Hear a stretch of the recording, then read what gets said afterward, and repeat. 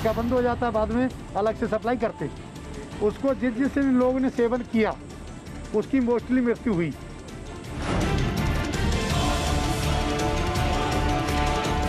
जब इसमें 1650 लीटर अवैध शराब बरामद की गई है, 2 भट्टियां नष्ट की गई हैं, साथ ही लगभग 9000 किलोग्राम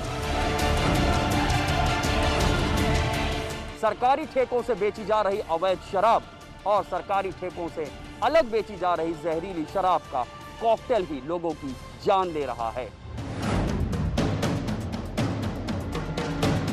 मैं किसी पार्टी की बात नहीं करता। अपराधी अपराधी है, उसका कोई पार्टी से लेना देना नहीं है। उसी समय जब देखे तो कुछ 2 लोग उसमें से भागे और 2 लोग सिनेमा की तरफ अंदर भागे। तो हमारी दोनों टीमें चूंकि लगी हुई थी तो उनका पीछा किया गया, तो उनमें से 2 लोग पकड़े गए हैं। ये प्रदेश का मैटर है। सीबीआई जांच का तो मैं नहीं कहता कि सीबीआई जांच हो उसकी, लेकिन हमारे मुख्यमंत्री जो योगी आदित्यनाथ जी हैं वो अपने आप में इतनी बड़ी जांच है।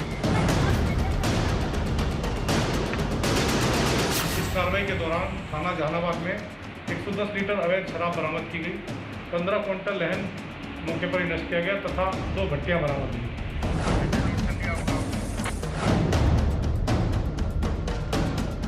अरे भाई क्यों नहीं जिम्मेदार होगा जिलाधिकारी? जब जिले में इतनी बड़ी घटना हुई है तो जिम्मेदार तो होगा, वो जिले का अधिकारी है। अगर कोई भी काम यहाँ पर अच्छा होगा उसका श्रेय कौन ले रहा है? डीएम। तो अगर कोई घटना हुई है तो उसका जिम्मेदार कौन होगा? डीएम।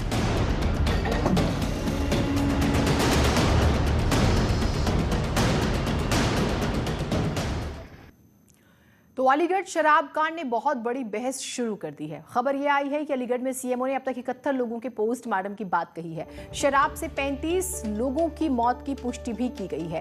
36 लोगों की मौत को संदिग्ध बताया जा रहा है, जिनका विसरा सैंपल लैब भेजा गया है। यानी कि 71 मौतें तो हुई हैं, लेकिन 36 जो है वो संदिग्ध हैं, उनकी रिपोर्ट्स का इंतजार किया जाएगा। बाकी की जो मौत हुई है 35 लोगों की, वो जहरीली शराब पीने से हुई है, ये बात स्पष्ट कर दी गई है। अब जो विसरा रिपोर्ट है उसके बाद इन 35 लोगों की जब हम बात करें 36 लोगों की, उनकी भी स्थिति स्पष्ट हो पाएगी। लेकिन 71 लोग जो हैं वो जान गंवा चुके हैं। ये इस वक्त की बड़ी खबर है शराब कांड से जुड़ी हुई। अभी तक हम लोग 71 पोस्टमार्टम कर चुके हैं। 71 पोस्टमार्टम हो चुके हैं, जिसमें से लक्षणों के आधार पे 35 जो डेथ्स हैं वो ज़्यादा सजेस्टिव हैं अल्कोहल से पॉइजनिंग की। बाकी जो डेथ्स हैं वो संदिग्ध की श्रेणी में हैं और हम लोगों ने उसके विसरा और ब्लड सैंपल रखा हुआ है, जो हम लोग आगरा एफएसएल में भेजेंगे।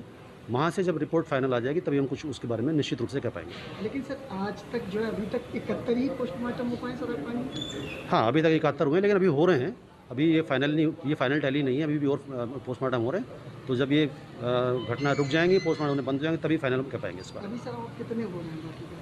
नहीं, अभी मैं निश्चित रूप से ये नहीं कह सकता। अभी सुबह में 2 हुए हैं, कुछ बॉडी और रखी हुई है। उसमें से जब से जैसे 3 थे तो उसमें से एक इलेक्ट्रिकल डेथ थी और 2 संदिग्ध वाले थे। अभी जो 3 बॉडी रखी है वो किस की रखी है मैं निश्चित रूप से नहीं कह सकता।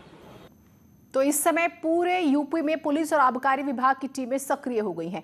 हमारे पास उत्तर प्रदेश के अलग अलग जिलों से तस्वीरें आई हैं, देखिए।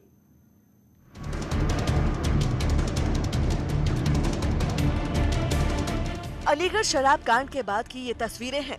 ललितपुर, झांसी, जौनपुर, मथुरा, वाराणसी, भदोही, शाहजहांपुर, एटा, अलीगढ़। ये सिलसिला सिर्फ इन जिलों तक सीमित नहीं है। उत्तर प्रदेश के लगभग हर जिले में इस समय यही हो रहा है। आबकारी और पुलिस की टीम हर उस जगह पर छापेमारी कर रही है जहां संभावना है कि शराब या तो बन रही थी या फिर बनाई जा रही थी। बात सिर्फ यहां तक नहीं है, छापेमारी ठेकों पर भी हो रही है, क्योंकि मौत ठेके की शराब से हुई है। सरकारी ठेकों से बेची जा रही अवैध शराब और सरकारी ठेकों से अलग बेची जा रही जहरीली शराब का कॉकटेल ही लोगों की जान ले रहा है।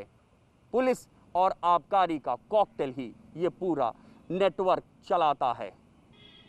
कार्रवाई के नाम पर इस कॉकटेल के कुछ दुमछल्लों को गिरफ्तार किया जाता है, लेकिन ये नेटवर्क यूं ही चलता रहता है, ये कभी खत्म नहीं होता। तो कहीं कच्ची शराब की भट्टियां मुनाफे की पक्की गारंटी देती हैं। शराब की भट्टियां तोड़ी जा रही हैं, अवैध शराबों के ठिकानों पर छापेमारी हो रही है। क्या पुलिस और प्रशासन को मालूम था कि शराब कहां बन रही है? और अगर मालूम था तो फिर इंतजार किस बात का किया जा रहा था? पहले ही छापेमारी करके इन भट्टियों को क्यों नहीं नष्ट करवाया गया?